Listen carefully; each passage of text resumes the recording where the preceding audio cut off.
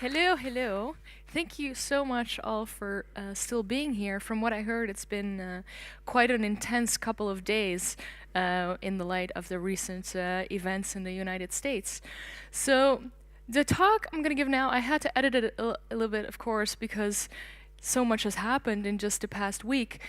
Many of the things I'm going to discuss was always like some vision in the future that we were talking about, and I think actually everything I'm going to discuss here today and the reason why we're here has never been more relevant and urgent, and I think most people realize that now, how important technology is and um, how how political it is. You can't get around that. It's affecting our political realm, and we have to do something with that. So, is it a relic of the past? Privacy. Um, Privacy, of course. I'll start. I had a wonderful introduction, by the way, so I guess I don't have to do that anymore. But so this was me when I just discovered the internet. I was like 14 or something, and this amazing space just opened up for me where I was like, I could talk to anybody in the world, which was just the most amazing thing when you're like an introverted teenager and you're kind of scared of the world and everybody. And you have this machine in front of you and you can ask anything to everybody. From that moment on, I was just like completely fascinated with computers and with the internet and all the possibilities that it brought with it. And at the time, this must have been like 2000 or something. It was anarchy. There were no rules. There were no, there was nobody. It was like basically unguarded territory, and it was like a complete niche. This was before Google, before Facebook, before any of that.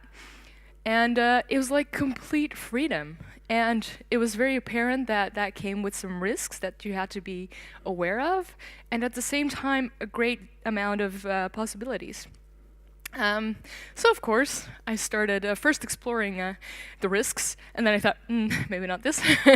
And then soon after, I started exploring the possibilities. And for a long time of my life, I've been running a personal website, that was basically my living. Then, 2012, it hit me that maybe the risks are also something that we need to discuss a little bit more. We'll get into that later. So, much tech. All these little devices now fit into your back pocket. And if you just look at all the progress we've made in technology just the past even just 10, 20 years, it's just been incredibly just mind-blowing.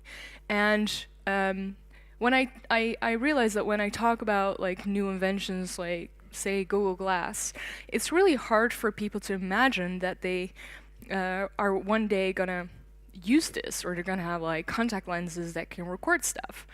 But if you just look at what happened the past 100 years, 50 years, 10 years, it's not that crazy. Technology is developing so quickly that God knows where it's going to be in 5, 10 years. So this is the biggest picture in the world at the moment. And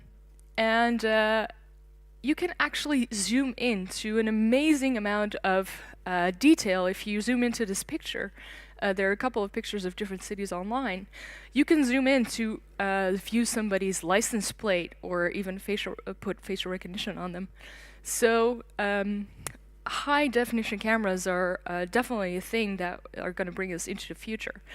Cameras aren't even that old, and I think a lot of our law system is not even designed for this kind of technology.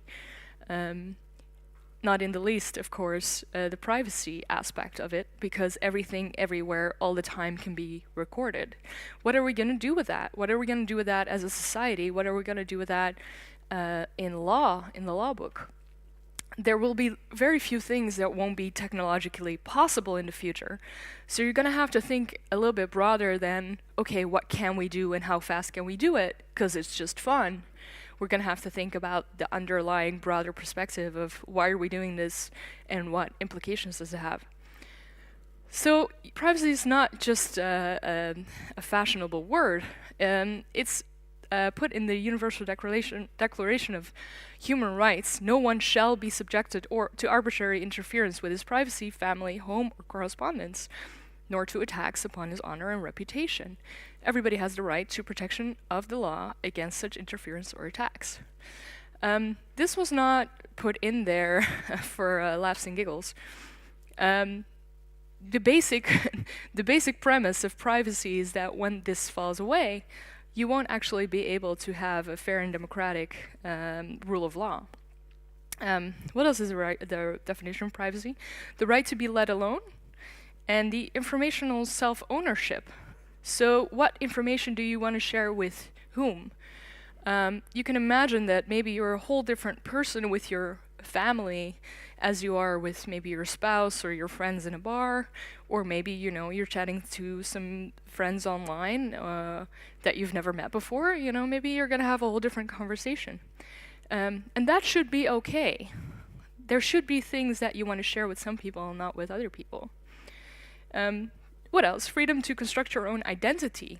So especially for teenagers that are now growing up online, I'm very concerned about Facebook and Google pushing for real name policies, because you're still trying to find out who you are. As you could see earlier on my picture, you know, I really thought I was going to be a goth, but then I guess I didn't. So you're still trying to find out who you are. You're still trying out different things. And at the moment when that's attached to your name till the end of time, you know, you're going to be required to answer to that till eternity. Contextual integrity. So the right to prevent information from being taken out of context. You can imagine that some sentences that you would share with your friends without the context in a private conversation would appear very different than it would otherwise. And that's exactly what privacy is about, because lots of people say, what do you have to hide? Well, at the moment where somebody's trying to harm you, taking things out of context can be a very powerful tool, because nobody knows what the intentions were where you made this or what the other person said. You can see this very often in media where somebody's being interviewed and the quotes are taken out of context and it just appears like the person is saying a whole different thing than they were. This has happened to me a few times. It's a really shitty situation, I can tell you. So right now I actually try to record all my own TV interviews just in case something is badly taken out of context. I can, by the way, highly recommend this if you ever do a TV interview. Just make sure you have your own recording as well. So back in the day, data collection used to look like this. And of course, that's a long way away. Right now, everything is just being stored digitally. And I'm a little bit concerned that even at some point, there won't even be any paper anymore. A lot of libraries are being shut down because there's no need for them, because everything's online. I think this is kind of a dangerous thing, because if you look at stuff like the Kindle, it's very easy to go back and edit things after they've been published. So it's very easy to backtrack on history and make history look a little bit different than it actually did. Sometimes they say history was written by the winners. And I believe that's true, but of course that's a little bit more difficult when something is actually printed out in a physical form, when as opposed to when it's online and you can go back and edit it. Now, you might say, does this ever happened? Actually, it totally has happened a bunch of times. Actually, Kanye West published his album and explicitly said that he was still editing the album while it was online, so every time you'd listen to it, it might actually evolve. Who knows what this is? Anybody? Amsterdam, there we go. The Dutch people, no? Yeah, we're everywhere. Okay, anyway. This is Amsterdam, indeed. Does anybody know what the black, well, you smarty pants, what's the black dots? Any idea? I'll give you a hint. So, this was actually all the black dots. Every black dot stands for 10 Jews. This map was collected in 1941 with the best of intentions in the Netherlands. Because Jews had different holiday schedules than other people, it was just simply handy to know when people appreciated their day of rest and when the garbage should or shouldn't be picked up. Of course, later on, we saw that when there was some regime change, these maps came in really handy, and it was really easy for the Germans to know where to go. This is not unrelated to technology in the slightest sense. You always have to figure that all the data that's being collected with the best intentions can later be abused, and in what way. It's not for no reason that, without reason, that a lot of the rules that are around data collection have to do with ethnicity. For the really interested people in this topic, I can highly recommend this book about how IBM collaborated with the Germans to automate these processes. So by now, everything's just about online. Online means controlled or connected to a computer. Well, obviously, as we're going towards a place where everything's always connected, I think, is there anybody here that's not carrying their cell phone on them right now? One person, my God. So everybody else is right now probably connected to the internet and sending out information through apps that most people won't even read the terms and conditions for. But I'm not that interesting. Who would want to stalk me? Well, it could be an individual. I don't know if anybody here's ever had a stalker. I have. It was not that pleasant. Sometimes this can be well-intentioned, and somebody thinks they like you a lot, and you don't necessarily like them back as much as they do you. So this can get out of hand, and you might need to get a restraining order. Of course, online, stalking becomes much, much easier. Commercial parties, simply because that's what they do. Or governments, not only your own government, but also a future government or a foreign government. But what for? Well, the same old, of course. What do people like? What are vices? What are our downsides? Money, power, influence, and just raw human emotions, jealousy, revenge, obsession, hatred. All these things come into play when it comes to abusing data about you. So what could it be used for? Well, identity theft, discrimination, economic espionage, you name it, it can be used for that. I'll come back to identity theft later, because that's a particularly interesting one. So there was a Dutch show on national TV where there were two guys that were followed by cameras 24/7, and they were going to do this for many, many weeks on end.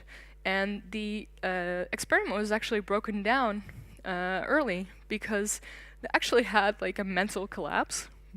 And this is a still from that show. The show was called Super Streamy.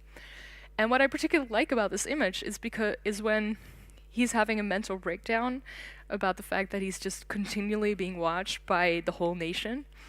Even when they go to the restroom, anything, just everything. And at the moment when he's having a breakdown, you see the natural tendency when we are suffering and when we're hurting to cover yourself and to get that little bit of privacy, even though he's being filmed and he's got nothing to hide. He's just being in emotional distress. Even then, we have the natural tendency to hide ourselves and withdraw from the public eye. So it's not without good reason that the taking away people's privacy is also a mind control technique. I was reading this book. Don't hold it against me, please. I'm not trying to brainwash you. But it said about the Secret Service tactics that are being used. It was said, privacy is a privilege that many subjects will lose until they have converted over to a new identity that is provided by them. So if you're trying to influence somebody or brainwash somebody, one of the most effective ways to do that is to watch them all the time and make sure that they know that something is expected of them. And soon enough, their brain will rewire to make sure that they are uh, converting to a new identity, for example. So we're constantly doing that online at the moment, where we know we are being watched by either our peers because we're putting information out publicly, or because we know we're always being tracked. Does anybody here ever held back like a Google search they wanted to do because they felt maybe it would come in some index and they didn't want to be caught with that? Yeah, a couple of people. Yeah, me too. I'll give you an example. I have a beautiful bathtub at home, and I really like taking long baths and reading up on my Twitter timeline. And I was reading into, I had like a little bath salts next to the bath, and I was like, what would be the benefits of bath salts? And I almost like Googled it, and then I thought, wait, bath salts is actually also like a homemade drug that's very, very harmful. So I actually had to like rephrase it in my head before I did the search to make sure that I wouldn't have like the DUI on my case for like making homemade drugs or something. I just wanted to know what to put in my bathtub, that was all. Anyway, so it's also being used for economic advantage. It's just worth a lot of money. It's not for no reason that that it's being said that data is the new gold. And I think that has hit home with a lot of companies, and maybe with a couple of few people, that you want as much data as you can possibly collect, because it'll just be worth a lot of money in the future.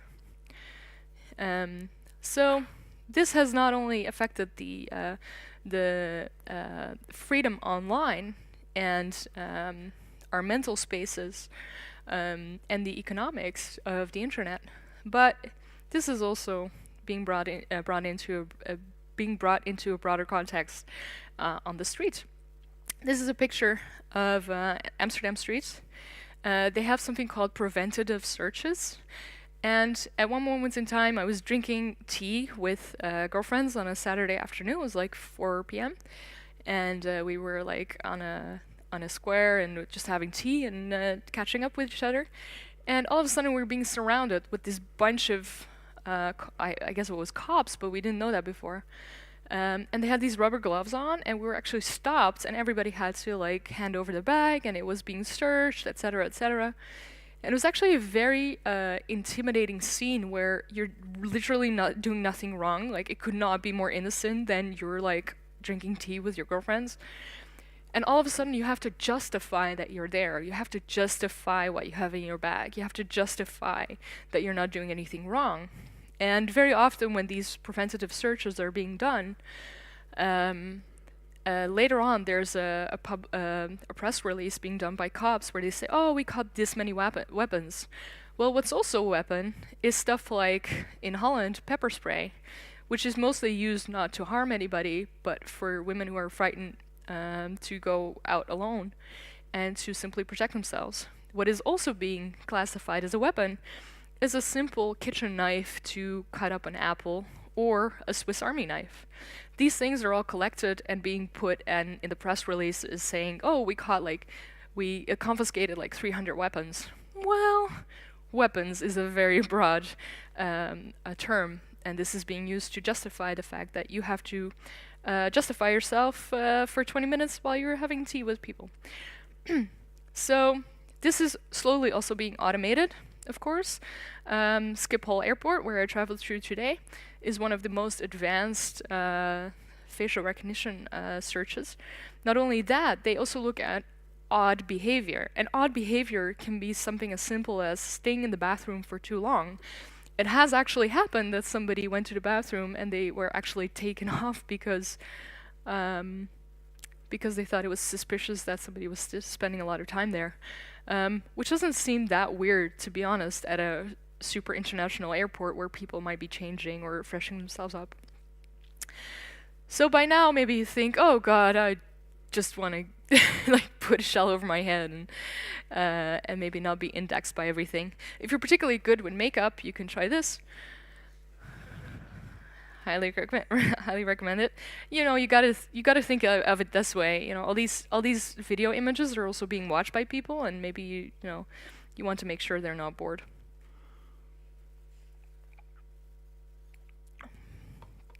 So, who wants to be an unsuspecting nude model? Again, in my little home country, in my hometown, Amsterdam, there was a proposal by the mayor to put up nude scans on one of the big squares, where you can look through people's clothes just to make sure they're not having any weapons on them. And luckily, this plan was shut down. But I think as threats might increase and people might get more frightened and technology increases, it'll be a matter of time before this plan pops up again. I refused a body scanner today at the airport, just kind of something I like to do. And sometimes you get a lot of questions. But you actually have the right to refuse, and they don't tell you this. They have a number of signs on the airport that inform you about this, that, and the other, and your liquids and your search everything. But they don't tell you you're totally allowed to refuse the body scan. And very often when you do go through the body scan, afterwards you still have to get a physical check. So it's actually very often not very effective either. Every time you go to the grocery store these days, more and more often, especially in Sweden, I think is one of the number one country, the number one country in the war of cash. You see scan and pin only. You're only allowed to pay with card, and there's a big push. I actually wrote for something like The Economist in Holland, and I did a little bit of research on this.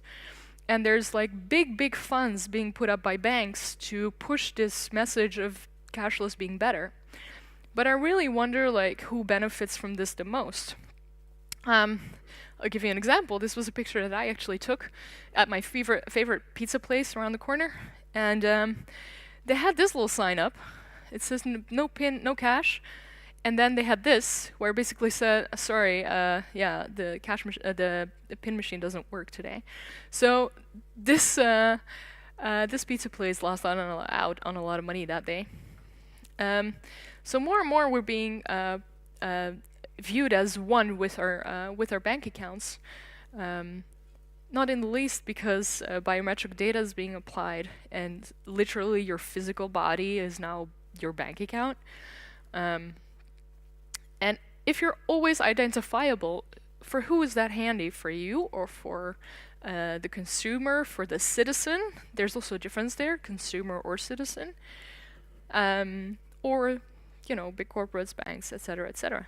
So my stance on this is that if I have a piece of paper that's like a legal tender and it's actual money, and somebody else has a pizza and I really want that pizza, and that person really wants money, I think that should just be a fair trade without banks having to approve on that happening.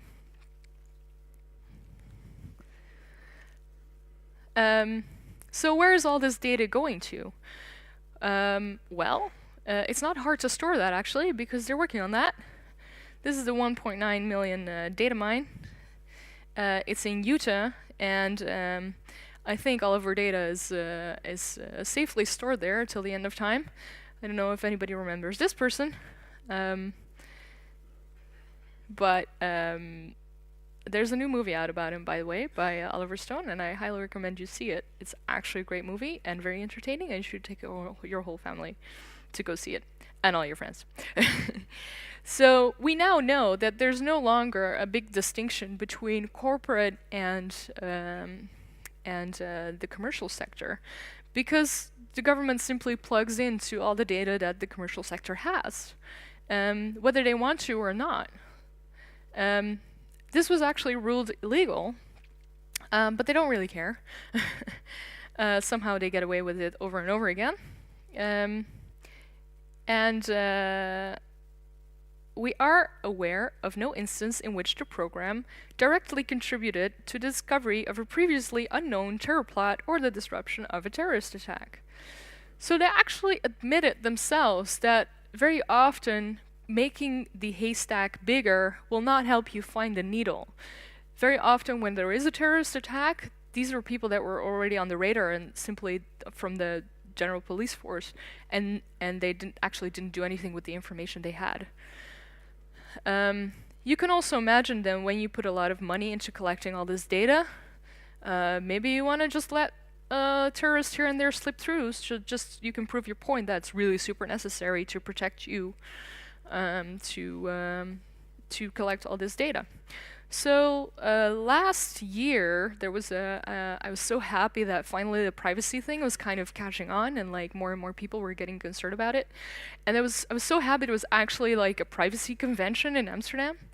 And I went there, and to my surprise, I saw this little thing there, and these were the sponsors.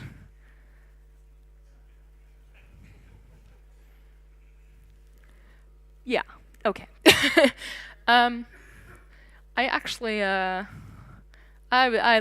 left home depressed that day because I was like, okay, they're definitely trying to rebrand themselves as being really interested in our privacy, all the while we totally know that this is not the case. So because the advertising is so strong and they have such big budgets to tell us every day through different media that their intentions are great and that all this data is just going to be for your benefit, etc., etc. Of course, the little devices that will help us improve ourselves in life, are the sales of that are taking off. Fitness trackers, a lot of my friends are wearing them, and I totally get why, because they are handy, and I also want to track my health and etc., etc. But very often you see that they're just collecting data and it doesn't even adhere to privacy regulations in the EU. This is going very far these days. Like this little thing here. It's a little sticker, you can put it on your head, and through electronic signals, it can make you feel happy or sad or productive. Which is really handy because, you know, you won't be having to take all that Prozac and stuff. I kid you not. So, yeah, this really reminded me of these little things. But you can imagine, like, when you give a corporate the permission to play with your emotions and all the data that's being collected from that and how you respond to certain commercial messages or certain news items or certain... You can really imagine, like, the power that gives to institutions. Not only do we put it on our body, even our home is no longer a safe space. Maybe in the future, if you want a packet of milk, you're going to have to pay some ransomware before you'll get it, because simply your fridge won't open, because there's a hacker in there, and, you know, they need to eat too, so.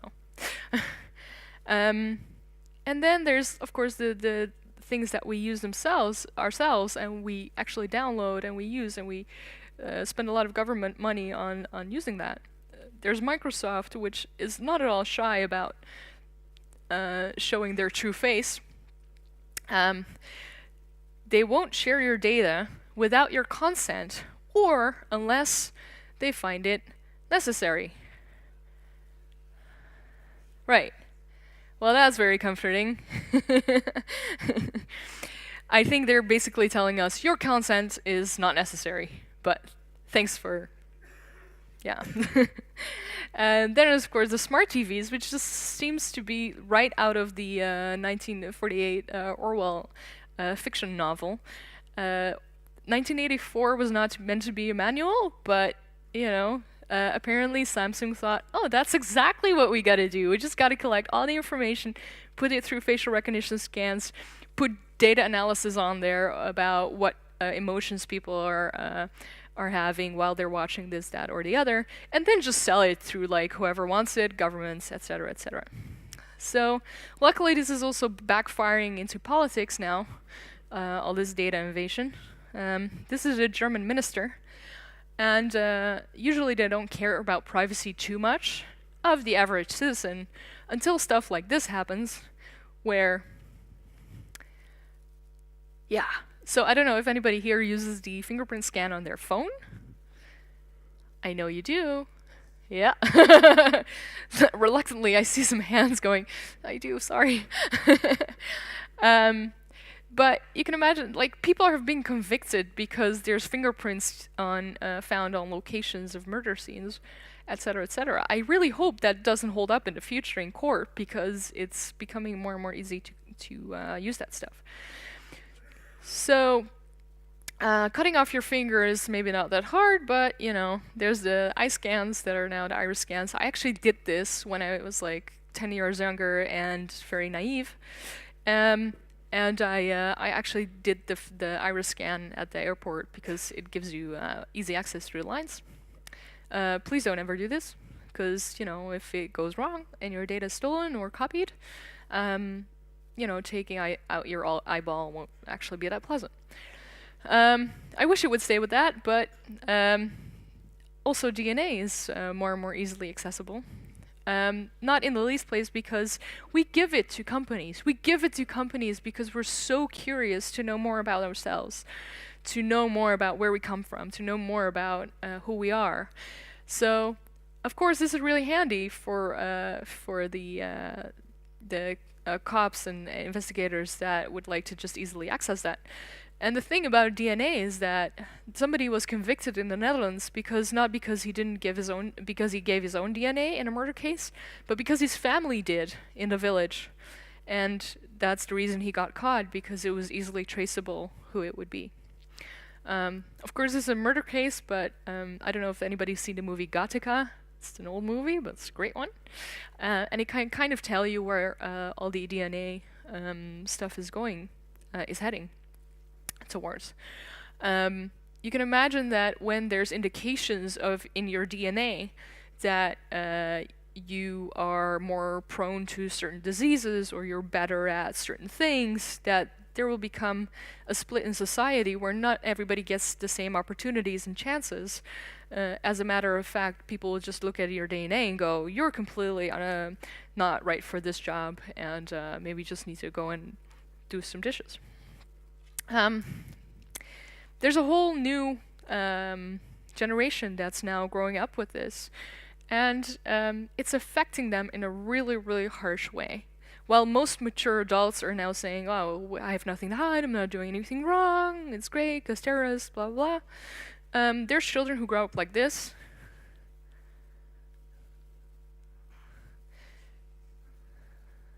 And it's actually really, really hard to get out of debt once your identity is stolen and it's being abused to take loans out. So this kid will probably be bothered by this his whole life, and he hasn't even gotten started yet. And the younger you are, the more valuable your data. So I guess a lot of people ask me, what's your point exactly? Should I not trust my government? Well, that's of course completely the wrong question, because we didn't build up the societal structure to trust our government. We build up our societal structure to check our government, to have checks and balances, to have a court. You can even sue your government, etc., etc. So it's not a matter of trust, it's a matter of transparency, and unfortunately that transparency is becoming less and less when it comes to governments. What's the worst that can happen? Well, it starts small, like in this case in Montreal, where the surveillance system was used against a journalist who was reporting critically on matters of national concern. And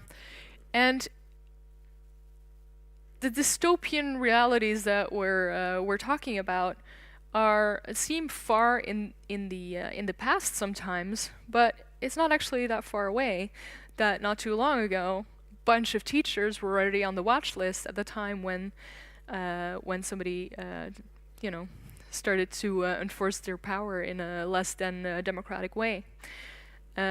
Suspected terror links, that just means it's a threat to the government, generally. These were teachers that were critical about Erdogan. I don't know if you've ever been to Turkey, but not that long ago, it's a pretty free and open society. So where's this all heading? Well, China wants to give all of its citizens a score, like in a video game. And actually, both governments and things like insurance companies are really, really interested in rating people, and not rating you according to your behavior that you're responsible for, because maybe something can be said for that you're responsible for your own choices, but also according to where you live. If you live in a bad neighborhood, your rating might go down. If you're hanging out with the wrong people, unbeknownst to you, a lot of your friends are in debt. They don't tell you about it. This can be seen through your Facebook friends, and maybe your rating will go down. If you were negative about your government, maybe it's like a little mark on your name that can be held against you in your future. So a lot of things have changed just in the past few days. A lot of the things that I was talking about, all the dangers that come with it, become really, really real all of a sudden to a lot of people. I must be honest that I did not have one grain of trust in Hillary Clinton either. So I'm not actually sure that would have been a better choice by any means. But I think this face really hits home for a lot of people, like, oh shit, this is what we're talking about. So this person has all your data. We're kind of okay with that. Holland is okay with that. Sweden is definitely okay with that. And now there's a different government there. I think we all looked at Obama and thought, well, you know, maybe it's not completely right, but he's a nice guy and I'm sure it won't be abused. Of course, then there's a change of government, and now you're stuck with this guy. So, not only that, there's of course also foreign governments who are really interested in your data, and who knows what happens in the future. So, maybe you want to make sure they stay out of your conversations if you're being critical about other regimes. And I can imagine at some point in time, you know, we're going to get really tired of these people. We're going to want people in government that we can count on and that are just reliable and that just do as the book dictates them to. They just need to uphold the Constitution or follow the rule of law. And then we might make the really easy decision as artificial intelligence becomes more and more perfected, that, you know, maybe we're just gonna have a whole different type of government. No. Yeah, no. Yeah, well, maybe this is not so bad, you know? Maybe it is much, much better if we just put artificial intelligence in the powerful positions where you just put in the data and whatever comes out is just fair and equal for everybody. Of course, it kind of depends on what you put into the machine, obviously. So, you know, that could go wrong at some point in time. And then who has your data, and how is that being judged? And what's the law enforcement? We're already seeing in the world that police enforcement is becoming more and more militarized. This is a picture in the US, that just sums it up completely for me. There's more and more harsh law enforcement against very simple and innocent things like protesting for your civil rights. You see a trend also in Europe for military police cop uniforms to become more and more dark and a little bit more towards the military. So we had light blue uniforms in Holland not that long ago, and now it's like turning more and more towards black, which is a bit of a concerning trend for me, because it's more authoritarian, it's more intimidating, and this is definitely a tactic that's a trend worldwide. So, it comes down to who's watching the watchers. Who is checking up on if these laws and rules and regulations and power structures that we're talking about today are being used for the greater good of people? Well, right now, that's not going very well. I think we really, really need to look at ourselves as a society and what kind of values we uphold. What values do we want to take into the future? It's really easy to look at technology and think, oh my god, there's so many opportunities that come with this, and we can do so much, and we don't want to be left behind. And you see this in the news constantly where developers or companies are saying, well, the market wants it, the market requires it. And the consumers are just getting bombarded with advertisement that tells them that you need it. And this is also just the capitalist structure that we live in today, where more stuff needs to get sold. So how do you do that? Just by inventing new shit all the time. But maybe it's become time to look a little bit deeper underneath all the consumer products we're buying. Benjamin Franklin said it best when he when he was one of the founders of the United States. Any society that will give up a little liberty to gain a little security will deserve neither and lose both. So I'm really wondering why all the hurry? Why all the hurry to change the power structures of society so fast by means of technology, and not for the better, but for the worst, simply because we're too naive about it, or we're in a rush, or we can't be bothered to look at the downsides. So, is privacy a relic of the past? Well, I really urge you not to look at it that way. We still have right to privacy. If we don't uphold it, then no holds barred. So giving up privacy, we all know that knowledge is power. We're all giving that massive amount of knowledge, of data. Data is knowledge to corporates and governments. We know power corrupts. There's been extensive studies that show that when you take a random group of volunteers and you make one half of the group prison guards and the other half of the group prisoners, very soon this experiment will go awry, because simply power corrupts, and once you give people plenty of power, the chances that if it's not being carefully monitored and watched and checked on balance, it will be abused. So it will not actually make society any safer when you start messing with these checks and balances and the power balance of citizens against the governments. So what does privacy mean? It means freedom, basically. That's what it comes down to. So you can have this golden cage built for you where you're being watched all the time, and you're being rest assured that you're going to be safe because Big Brother is holding your little hand. But once Big Brother doesn't appear to be so trustworthy, maybe you want to take back that decision, at which point you actually can't, because there will be no way to protest the system, because everything is already being monitored in big data before it happens. We're really bound to feel very helpless when we think about all these things, which is a big reason why many people don't want to. And I really applaud you for being here today, for being here these past few days, and talking about this super important topic of power structures and how technology is influencing all of that. I really think in the future, power structures in society will be decided by what we put into the machines, 100%. Everything's going more and more towards automation and technology, and I think very few people want to think about this. They still see it as consumer products. But in the meantime, so many things are happening, so many things are changing. If we don't think about the underlying philosophy of the structures we're building, we're going to be really lost. So I'm really happy to be here with you all, because if there's anybody that can change this, it's you guys. So what can you do? Well, just keep asking a lot of questions every day. Like every day, why do you want this data? What is in these terms and conditions? Who can access the data? And what will the information that I'm putting out there now look like in a different context? Also stuff like, and this is something that you guys can research better than most people, where's your information stored? And will it be shared by third parties? Or who benefits from sharing my data? There's just a lot of companies that make a lot of money on people's consumer data. There's also, luckily, a lot of initiatives to not do that.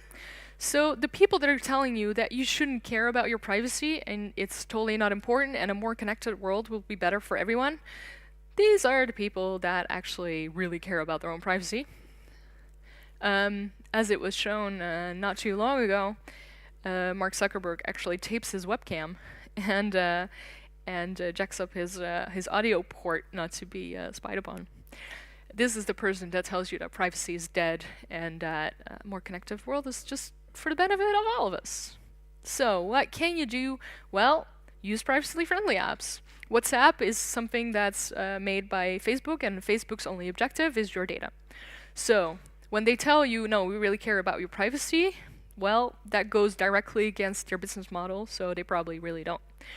All they need, though, is your metadata to make the most money out of it. And I think they were losing a lot of business to Signal. So you can do really simple things like use a Signal app instead of WhatsApp, and tell all your friends to also use it. I'm lucky enough that I'm sort of reaping the benefits of all my talks and like all my ranting over the past few years. And now I have friends that got kids, and all my ranting has actually influenced them in not putting their kids' pictures online.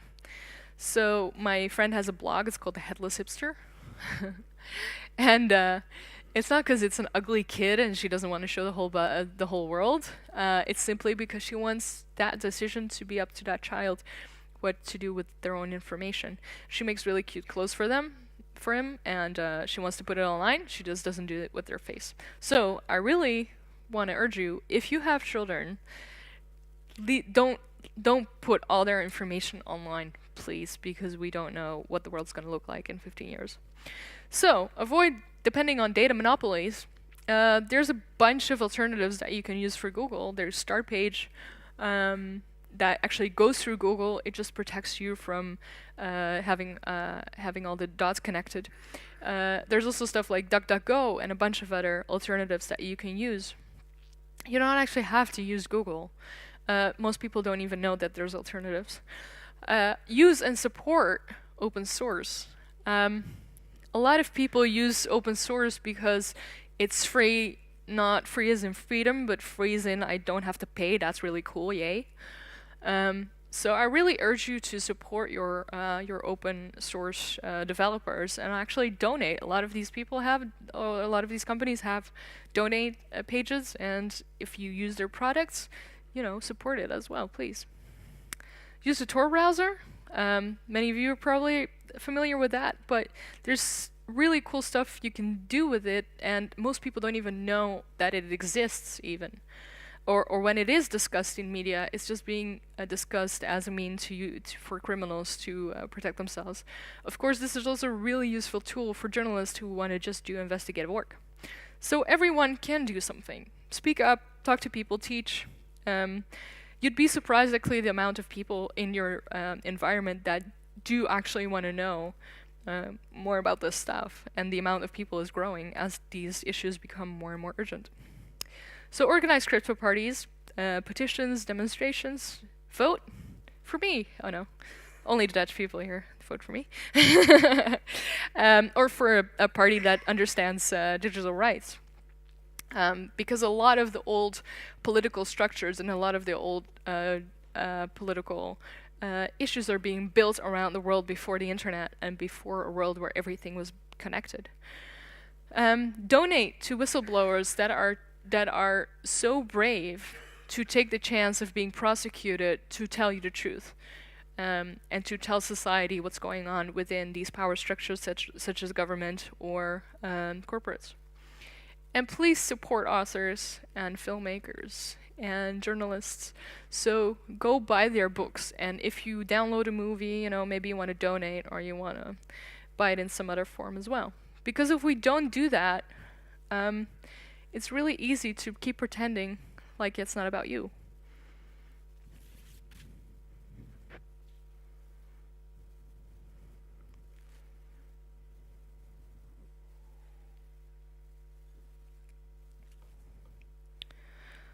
So the broader picture in this is, if you allow the basic power structures of your society to be disintegrated, soon enough, the reason why you're living in a free society, those checks and balances won't be there any longer. When there are no lawyers to protect you because you can't have a private conversation with them, when there are no journalists who can report on government wrongdoing, and what's happening in Holland, you can't have a private conversation with your doctor because the insurance companies want to know every single detail about you.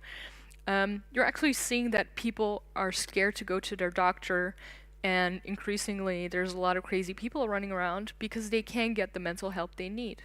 It's also just simply a danger to the health of your society, the physical health and mental health of your society.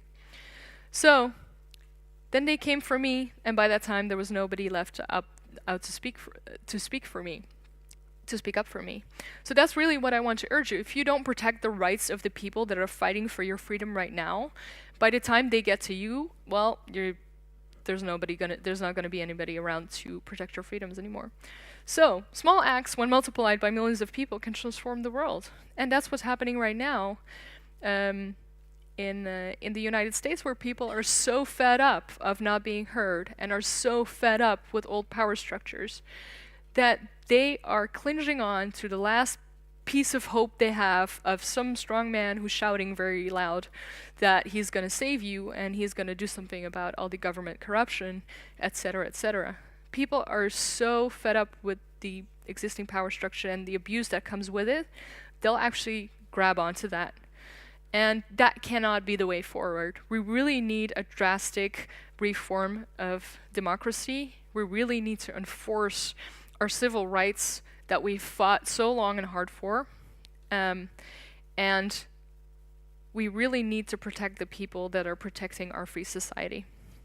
Thank you.